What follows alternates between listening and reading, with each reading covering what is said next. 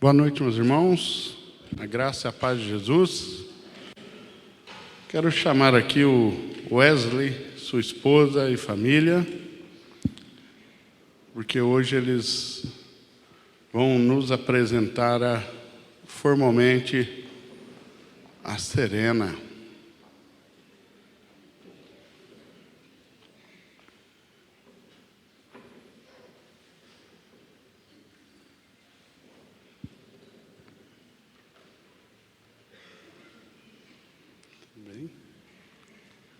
Está tirando um cochilo. Está dormindo? Tá. Deixa ela aqui. Tudo bem? Deixa ela dormindo. Pode pegar o telefone. Agora ela já acordou.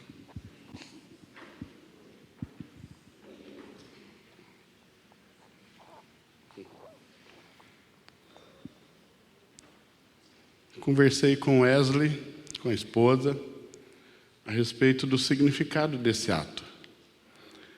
Para nós que cremos em Cristo, nós entendemos que a Serena vai chegar um tempo em que ela terá que fazer suas escolhas, tomar suas decisões, e que esse ato é o ato do Wesley, da esposa, trazendo a Serena para apresentar à igreja.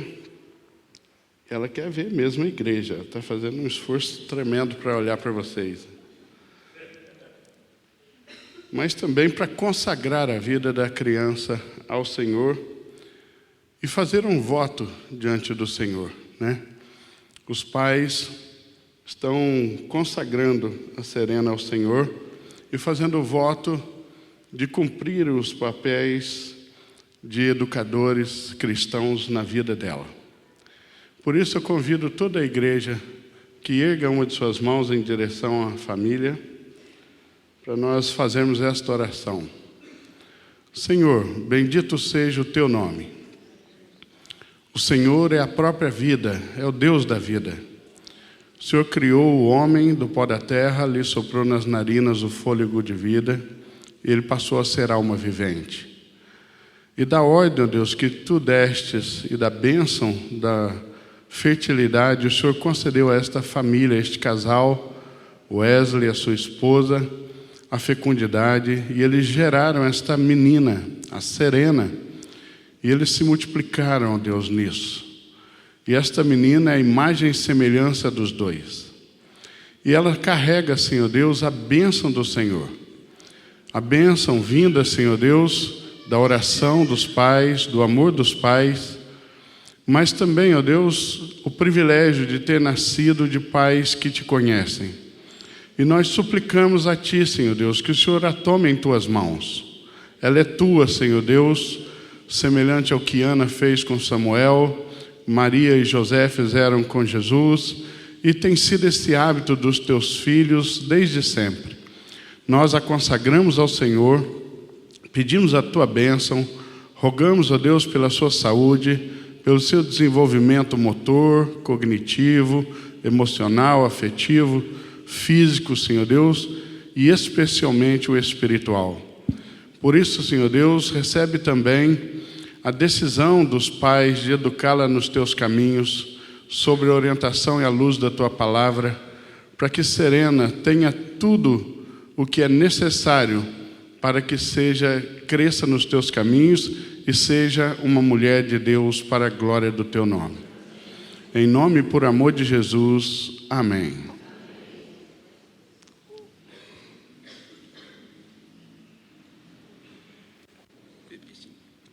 Deus abençoe, viu? Em nome de Jesus. Ela faz jus ao nome, ficou sereninha. Ficou tranquilinha. Meus irmãos, abram a Bíblia de vocês no livro de Provérbios, capítulo 4. Provérbios, capítulo 4.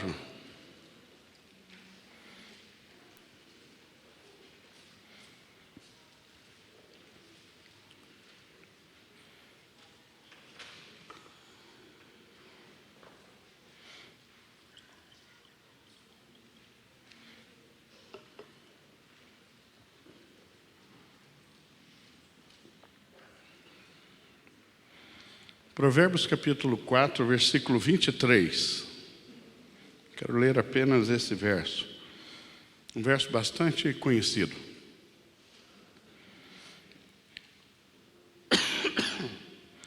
Sobre tudo que deve guardar, guarda o coração, porque dele procedem as fontes da vida. Guarda com toda diligência o teu coração, porque dele procedem as fontes da vida. Hoje eu quero falar sobre guardar o nosso coração em Cristo.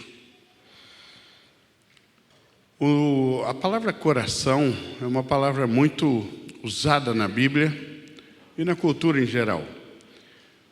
Coração é uma palavra que abraça todas as dimensões, todas as esferas do ser humano, geralmente, né? Quando se diz coração, quer se referir às nossas emoções, às nossas decisões, à nossa personalidade, às nossas escolhas, a tudo que nós somos. Geralmente é uma palavra usada para se referir a isso. E nesse verso, a instrução que nós temos da parte de Deus é que o nosso coração, como essa fonte de tudo que nós somos, deve estar sempre bem guardado, diligentemente guardado, porque as fontes da vida procedem dele, né? Guardar o coração, portanto, é cuidar do coração. É um mandamento bíblico que o crente cuide do próprio coração. É um mandamento da Escritura que nós que servimos ao Senhor tenhamos o nosso coração sempre sob vigilância, sobre tutela, guardado, vigiado, protegido, né? E eu quero falar sobre isso e falar do porquê nós devemos guardar o nosso coração, né? Um dos porquês, o verso responde claramente, né? Porque a segunda parte do verso é uma causa do mandamento. Porque o mandamento, guarda com toda diligência o teu coração. Por quê? Porque dele procedem as fontes da vida. Ou seja, a qualidade da vida que vivemos depende, em boa soma, de quanto o nosso coração está guardado em Cristo. Mas eu quero trabalhar com os irmãos hoje 4 outros motivos pelos quais importa que nós guardemos o próprio coração. E na medida em que falar de cada um deles e falando de como isso pode e deve ser feito. A primeira razão pela qual nós devemos manter o nosso coração muito bem guardado, muito bem cuidado, muito bem protegido, é a glória de Deus. Para a glória de Deus. De todo o pecado que a Bíblia trabalha, e a Bíblia apresenta o pecado logo desde o seu início até o final da Escritura, o pecado é um assunto muito tratado. Ele é quase o principal assunto, né? Se não fosse a própria salvação em Cristo. O pecado é sempre tratado de forma mortal. O pecado nunca é tratado com leviandade, como se fosse algo possível de ser tratado com negligentemente. Há uma seriedade muito grande da Bíblia ao tratar o pecado, e ele é sempre visto de maneira muito séria. Mas todos os pecados que a Bíblia trata, os que mais provocam a ira de Deus são os pecados do coração, os pecados internos. Aqueles pecados que são as causas dos atos. Os pecados que antecedem os atos em si. né? Porque todo pecado nasce primeiro no coração, antes de chegar até as nossas mãos, pés, olhos, ouvidos. Eles nascem primeiro no nosso coração. E os pecados internos são sempre tratados na Escritura como mais graves, exatamente por isso, porque de lá procedem as fontes da vida.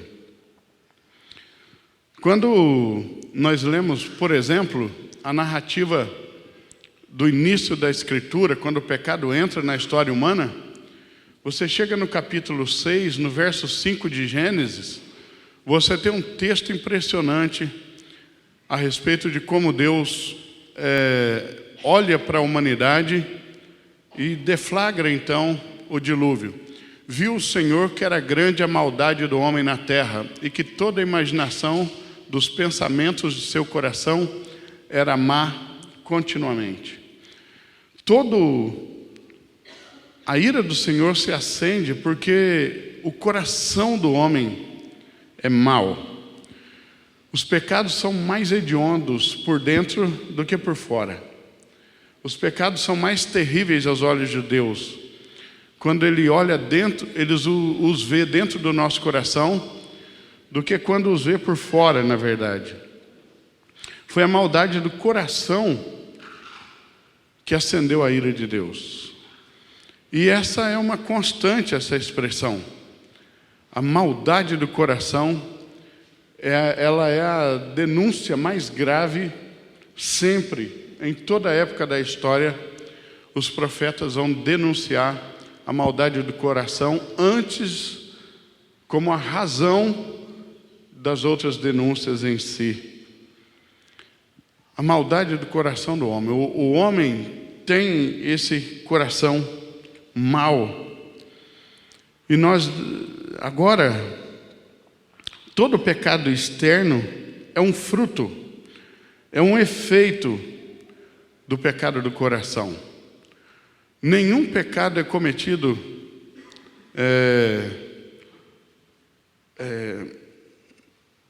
externamente sem que tenha sido primeiro cometido no coração. É sempre contra a raiz do pecado no coração, né? Ou seja, contra o coração pecaminoso que leva ao ato pecaminoso, que Deus se levanta primeiro. Deus nunca ignora os atos. Deus nunca faz vista grossa para qualquer ato. Mas é sempre primeiro contra o coração do pecador que Deus se levanta. No livro do profeta Jeremias, no capítulo 4, versículo 14, o que se lê é o seguinte: lava o teu coração da maldade, ó Jerusalém, para que sejas salva. Até quando permanecerão em ti os teus maus pensamentos? É sempre uma denúncia primeiro contra o coração que engendra, o coração que deseja, o coração que maquina, o coração que pensa, né? Porque na Escritura pensar também é um ato do coração. Ali é sempre contra o coração primeiro. É sempre essa a ordem dos eventos.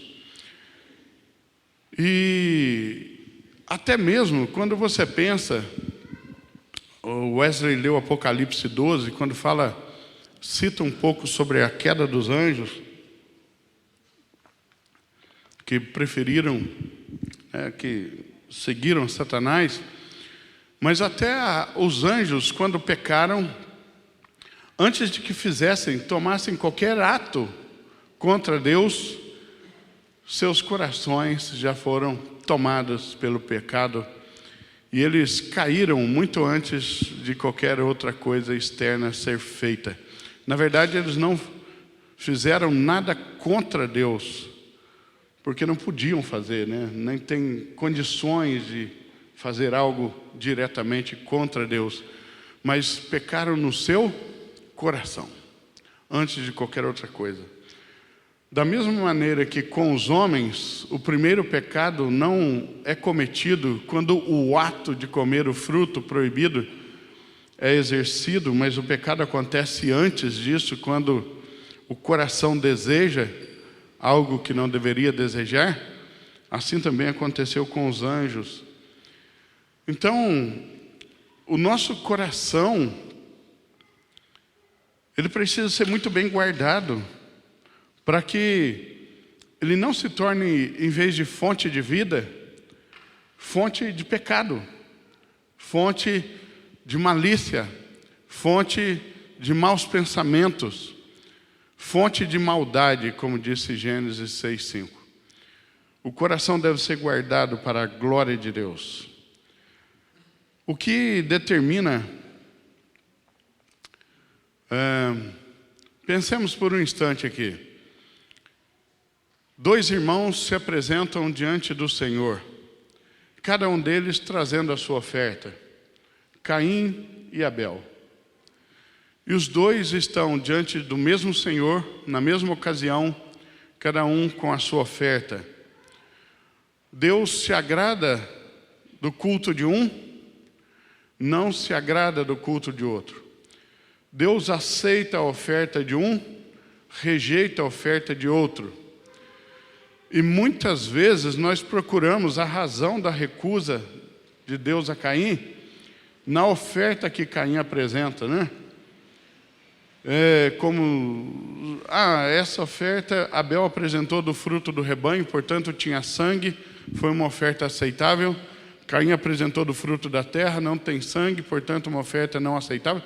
Não foi isso que provocou a recusa de Caim. Porque ofertas sem sangue são apresentadas, inclusive, como mandamento da lei no futuro. Cada um oferta realmente do que produz e do que tem. E sempre foi assim. Ninguém pode ofertar do que não tem. Se você é um agricultor e só tem o fruto da terra, do que você oferta? Você oferta do fruto da terra. Se você é um pastor de ovelhas, como Abel, você oferta do que produz, do seu rebanho. Então, cada um estava apresentando a oferta adequada àquela profissão, ao tipo de trabalho que exerciam, sem nenhum problema. Cada um oferta exatamente do que tem. A diferença entre os 2 não estava na qualidade da oferta, mas na qualidade do coração. Foi o coração de Caim que o reprovou diante de Deus, e não a sua oferta, propriamente dita. Da mesma maneira que aqueles fariseus que ofertavam enquanto Jesus se sentou do lado do gasofilácio, muitos milênios depois de Caim, foram todas rejeitadas pelo Senhor, enquanto aquelas moedinhas da oferta da viúva pobre foram aceitas. Porque a diferença e a recusa não estava na oferta em si, mas no coração do ofertante. É sempre o coração primeiro. É sempre o coração.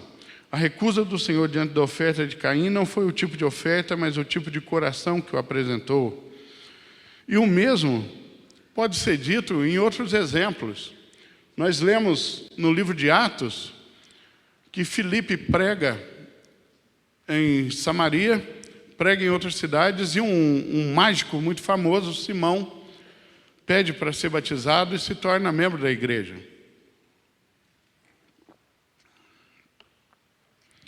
E Simão, o ex-mágico, se torna membro da igreja. Mas um dia ele caminha com Pedro e os outros apóstolos e vê os apóstolos operando o seu ministério apostólico, e a proposta indecente surge. Simão faz uma oferta de dinheiro a Pedro, para que Pedro concedesse a ele a mesma autoridade, o mesmo dom, o mesmo ministério apostólico, em troca de dinheiro. Aliás, é exatamente por causa do nome de Simão, tendo feito essa prática, que o nome de se comprar cargos eclesiásticos é chamado de simonia até hoje, né? A prática da simonia justamente é comprar sob chantagem ou sobre valores cargos em igreja, muito praticado ainda hoje em dia. E a resposta de Pedro a Simão foi que Simão estava afastado de Deus, que Simão estava completamente longe de Deus, porque o coração dele não era reto. Ele colocou o coração nas coisas erradas. Em Atos 8, versículo 21, você lê a resposta do apóstolo Pedro assim: tu não tens parte nem sorte neste ministério, porque o teu coração não é reto diante de Deus. Veja, o coração não estava reto. É claro que o ato foi terrível, mas a resposta e a repreensão, a recusa, a reprovação vem por causa do coração. Simão colocou o coração onde não devia. Os olhos do coração desejaram e almejaram coisas que não deviam, por motivos completamente escusos. E foi reprovado também. Nenhuma diferença entre Simão e Caim. Nenhuma diferença. Nenhuma diferença entre eles e aquela geração de Noé. É o mesmo coração. É sempre um coração que não estava bem guardado em Cristo, bem guardado na graça de Deus, no temor do Senhor. É sempre assim. Então é por isso, meus irmãos, que nós devemos guardar o nosso coração em Cristo. Para que o nosso coração, sob as rédeas da palavra de Deus e sob o domínio da graça, a influência da graça, sendo esse novo coração regenerado, não seja tomado pela maldade natural dele. Para que ele não seja fonte desse mesmo tipo de caminhos tortuosos, para que ele não produza as mesmas intenções que produziram no coração de todos esses homens. A metáfora que os apóstolos e profetas desde o Antigo Testamento trouxeram para nós para se referir à salvação, a ser uma nova criatura, de ter o coração trocado de um coração de pedra por um coração de carne, é bastante significativo. É um outro coração, um coração agora sensível, um coração capaz de bater, diferente de um de pedra. E nós não podemos deixá-lo à mercê de qualquer influência. Eles têm que estar bem guardados, para a glória de Deus, para que a ira de Deus não seja acendida por causa do nosso coração. E é sempre a partir do coração, como estamos vendo, né? Mas um outro motivo pelo qual o nosso coração deve ser guardado constantemente é para manter a sinceridade da nossa profissão de fé. Profissão de fé é uma expressão que está praticamente caindo em desuso, né? Nós ainda a fazemos, mas essa expressão mesmo de chamar de profissão de fé está caindo em desuso.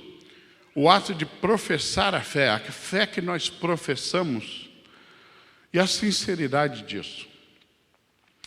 Sempre deve haver uma coerência entre o que nós cremos com o coração e o que professamos com a nossa boca. Entre o que desejamos no coração e o que fazemos externamente, né? Deve haver essa coerência que nem sempre é percebida. Quando há um distanciamento entre o que nós professamos crer e o que nós desejamos, ou o que nós cremos no coração, a Bíblia dá um nome para isso. Que nome a Bíblia dá quando se divorcia o que se professa com a boca e o que se crê com o coração? O que se deseja no coração de fato e aquilo que os nossos atos revelam externamente. A Bíblia chama isso de hipocrisia.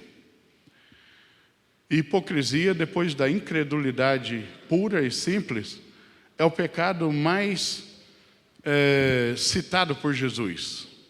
Com mais veemência combatido por Jesus foi a hipocrisia. E o que é a hipocrisia, se não eu professar uma coisa, mas viver outra? Dizer que creio de um jeito, mas fazer de outro. Isso é hipocrisia.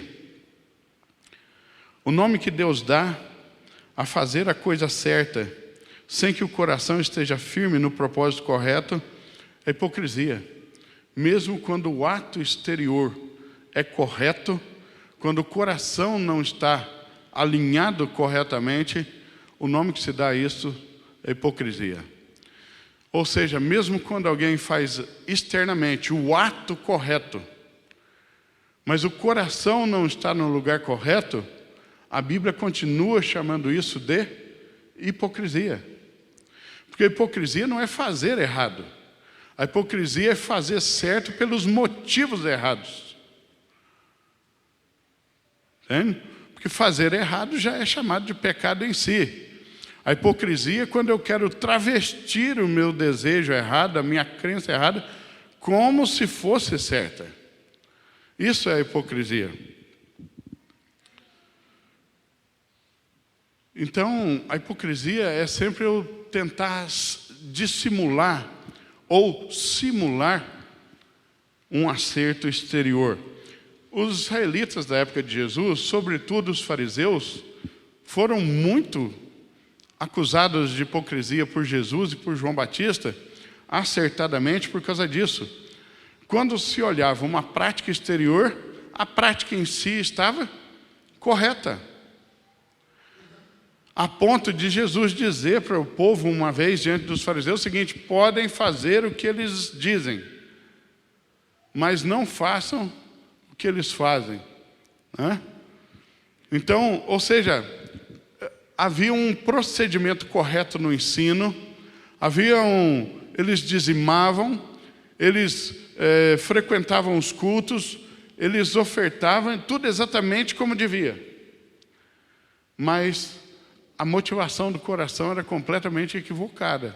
E Jesus os condenou por isso, os reprovou também. Né? Então, não havia essa coerência, na maioria deles. Os israelitas do tempo de Ezequiel, por exemplo, eram assim, exatamente como os do tempo de Jesus. Ezequiel 33, versos 30 e 31.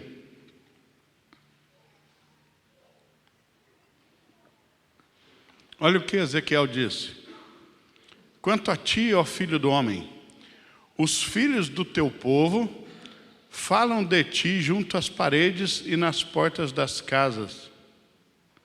E fala um com o outro, cada qual ao seu irmão, dizendo: vinde, peço-vos, e ouvi qual seja a palavra que procede do Senhor. E eles vêm a ti como o povo que costuma vir, e se assentam diante de ti como o meu povo. Como o meu povo. Hein? E ouvem as tuas palavras, mas não as põem por obra, pois com a sua boca professam muito amor, mas o seu coração vai após o lucro. O povo da época de Ezequiel amava ir aos cultos quando Ezequiel ia pregar. Eles amavam se reunir para ouvir o profeta. E Deus está alertando o profeta, falando assim: olha, eles amam te ouvir, Ezequiel. Eles se ajuntam como se fossem meu povo. E eles acham lindo, e eles ficam professando amor. Eles se abraçam na hora da comunhão. E eles ofertam, e eles fazem tudo direitinho. Mas o coração está pensando no que eles vão ganhar com isso. O coração está no lucro. Isaías fez a mesma condenação que lá no futuro, depois, Jesus citaria para os fariseus de novo. Em Mateus capítulo 15, versos 7 e 8, Jesus cita Isaías condenando a geração dele exatamente pelo mesmo problema. Hipócritas, bem profetizou Isaías a vosso respeito, dizendo: este povo honra-me com os lábios, o seu coração, porém, está longe de mim. Ou seja, não havia nenhum problema na adoração. Falavam as coisas certas, cantavam as coisas certas, se pregavam as coisas certas, mas o coração não estava certo. E o nome que Jesus deu para isso é hipocrisia. Jesus não está dizendo que a adoração estava incorreta. Jesus está dizendo que o coração deles estava incorreto. Não guardaram o coração. Guardaram a lei, mas não guardaram o coração. Hein? Guardaram os cânticos e os salmos, mas não guardaram o coração. Guardaram os escritos dos profetas, mas não guardaram o coração.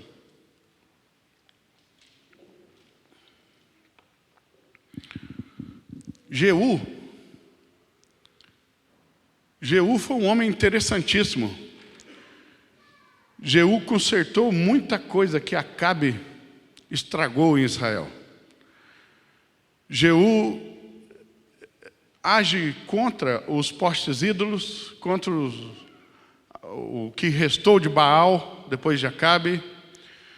Jeú é elogiado por Deus a ponto de ser abençoado por Deus com a promessa de que por 4 gerações a descendência de Jeú se permaneceria no trono de Israel, como permaneceu de fato. Mas essas bênçãos temporais não privaram Jeú da reprovação de Deus quando ele olhava para o seu coração.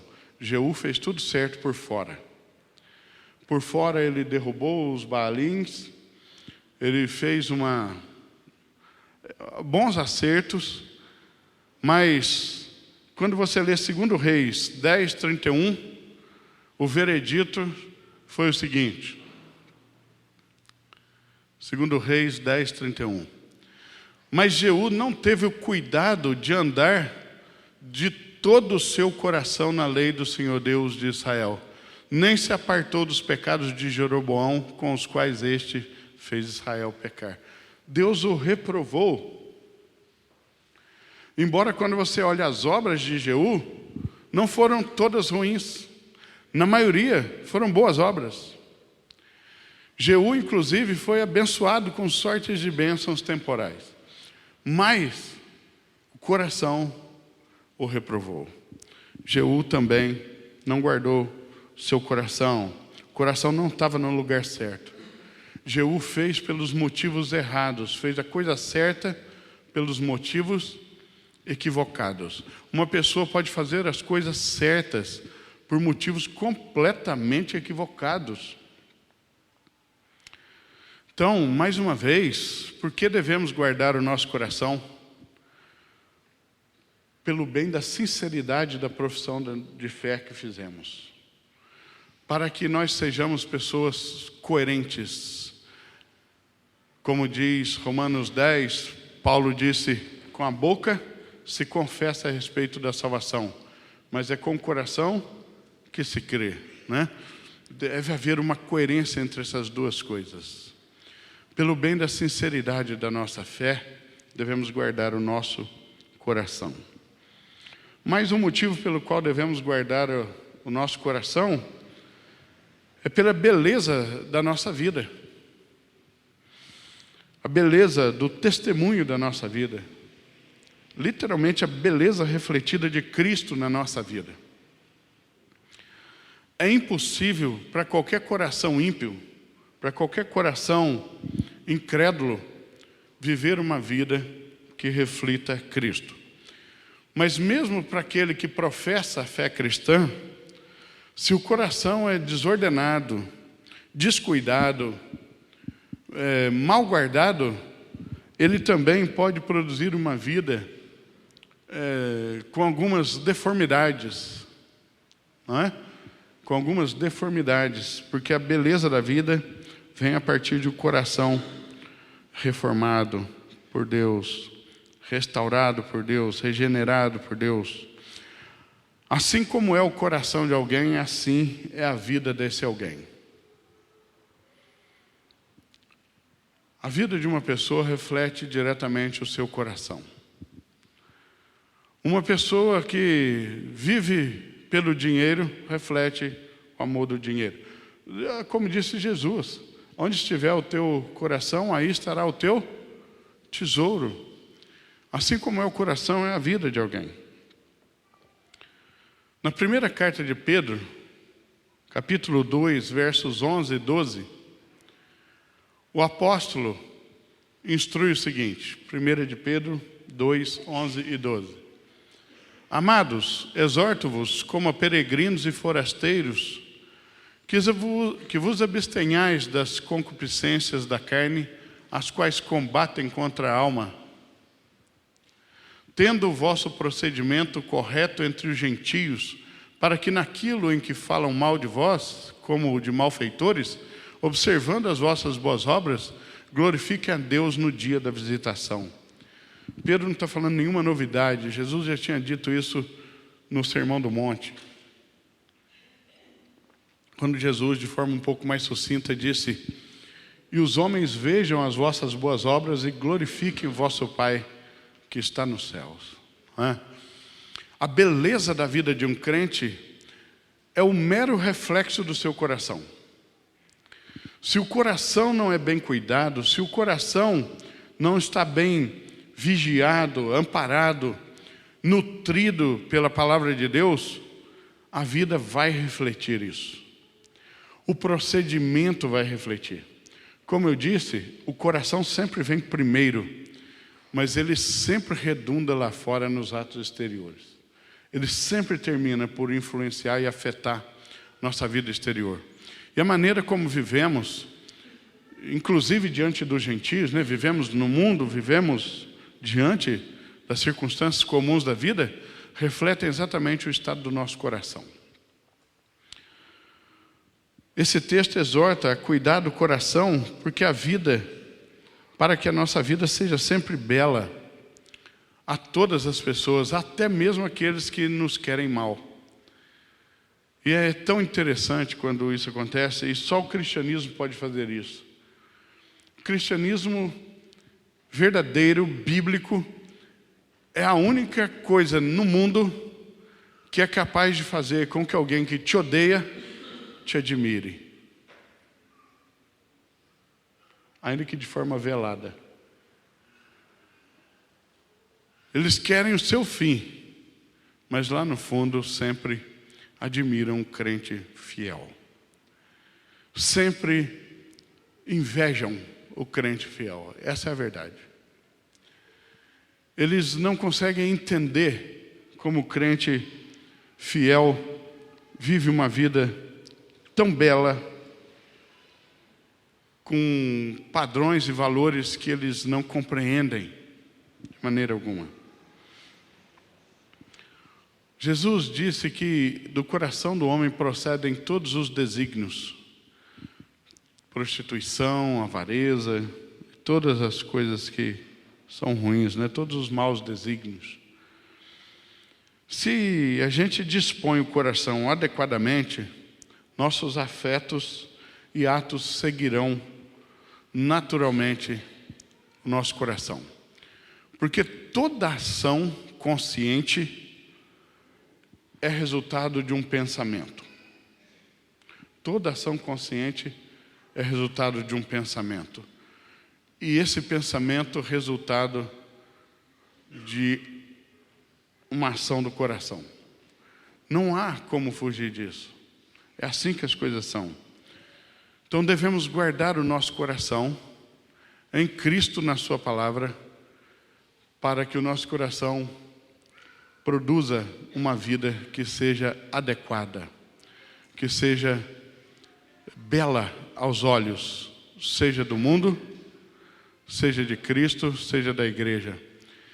E embora nós não estejamos nem um pouco interessados na glória dos homens, no reconhecimento dos homens, não nos importa se os homens aprovam ou desaprovam nosso comportamento, nós só buscamos a glória e a aprovação do Senhor. A beleza da nossa vida vai refletir exatamente a qualidade do seu coração, inclusive diante dos gentios, como Pedro deixou bem claro para nós. E um quarto motivo pelo qual devemos guardar bem o nosso coração, para que tenhamos estabilidade na tentação e na provação. O coração que não é bem cuidado e guardado é literalmente como um ralo aberto, né? Nada vai parar de bom nesse coração para que ele tenha subsídio, ele tenha nutrição, tenha força suficiente no dia da adversidade, no dia da angústia, no dia da tentação, no dia da prova. A pessoa que não guarda o seu coração, ele pode ouvir boas mensagens, bons ensinos, por anos a fio, e não reter nada no coração. Ele não cresce na graça, você viu? É como se a pessoa não crescesse. Ele ouve, ele consome, aquilo passa por ele, mas não para nada. É como um saco sem fundo, porque o coração não é bem guardado. Ele pode ouvir bons louvores, boas orações, sem jamais ser edificado por eles. Pode andar junto aos santos, sem receber qualquer influência positiva que o ajude a melhorar, só por falta de guardar o coração. Guardar bem o coração. Porque passa por ali, mas não retém. É como Jeremias 2:11 chama de cisternas rotas, que não retém águas, né? Em Jeremias 2, a partir do 11, Jeremias vai descrever o espanto de Deus diante de um povo que o estava trocando por deuses falsos, né? Ele diz: acaso trocou alguma nação os seus deuses, que contudo não são deuses? Mas o meu povo trocou a sua glória por aquilo que é de nenhum proveito. Ele vai continuar, dizer: espantai-vos disto, ó céus, e horrorizai-vos, ficai verdadeiramente estupefatos, diz o Senhor, porque o meu povo me trocou a mim um manancial de águas vivas e cavou para si cisternas rotas que não retêm águas. Esse é o coração de um povo, o coração de um indivíduo que não aprendeu a guardar o seu coração. O coração é como uma cisterna rota. Não adianta a quantidade ou a qualidade da água que ali vier a parar, ela não ficará retida, ela não segura água. Além dela não produzir, ela não retém. Então não pode crescer. Não pode ser uma bênção na vida de outras pessoas por causa disso. O coração descuidado é sempre uma presa fácil de Satanás na hora da tentação. Porque Satanás sempre ataca direto no coração. Satanás só mira em dois lugares. É na cabeça e no coração. Ele nunca mira em outras coisas. Satanás não está preocupado realmente com a tua saúde, com o teu dinheiro. Ele não está nem aí. Ele mira direto no coração e na cabeça. E ele sabe que se ele ganhar o coração, ele ganha você inteiro e tudo o resto vem atrás.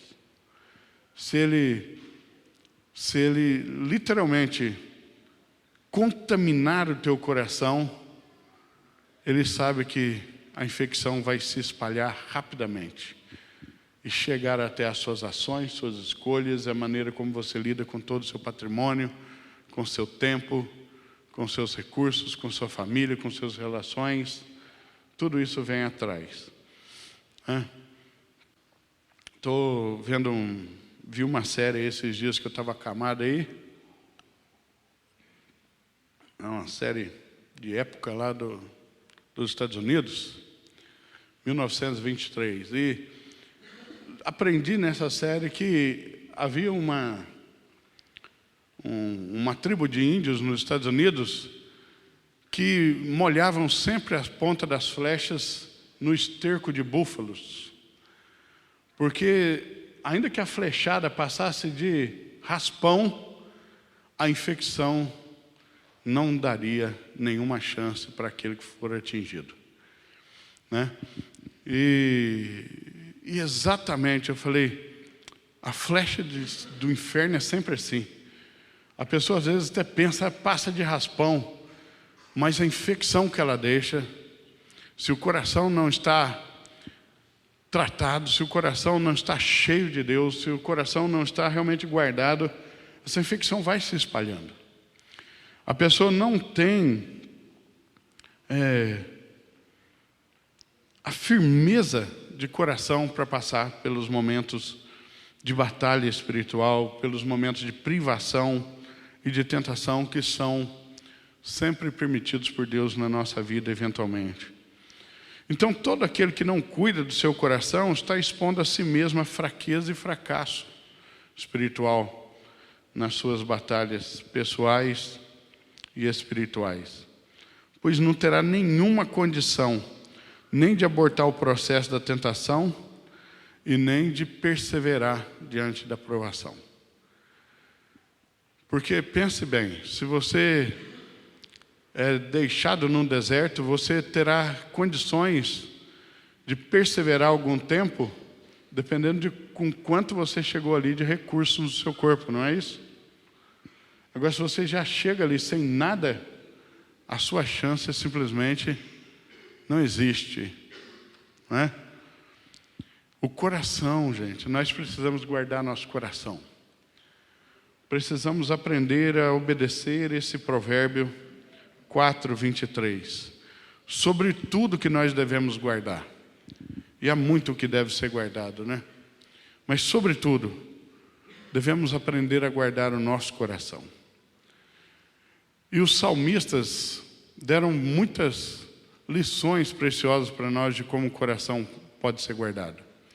O Salmo 119, verso 11, tem uma revelação preciosa para a gente. Escondi a tua palavra no meu coração, para não pecar contra ti. A maneira mais eficaz não existe, ou se é eficaz ou não, mais eficiente de se guardar o coração é enchendo ele com a palavra de Deus. O coração cheio da palavra de Deus estará sempre robusto, pronto para qualquer momento em que a trombeta soar e o exército do Senhor for convocado.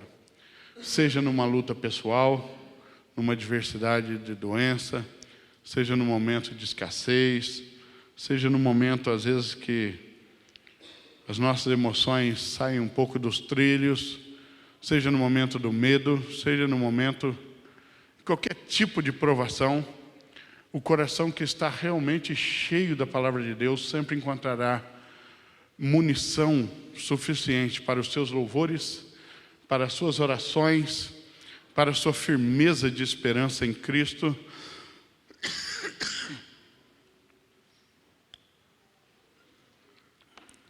E sempre estará firme. Falam de John Bunyan, que ele ficou preso muitos anos por pregar o Evangelho, que quando se feria John Bunyan, no lugar de sangue, fluíam versículos da Escritura. John Bunyan nunca reclamou da sua prisão. Estava tão cheio da Escritura que produziu o segundo livro mais vendido da história depois da Bíblia, enquanto ele estava preso. É sempre um coração cheio da Escritura que consegue passar por esses momentos. Outra coisa é a oração. Filipenses capítulo 4, versos 6 e 7.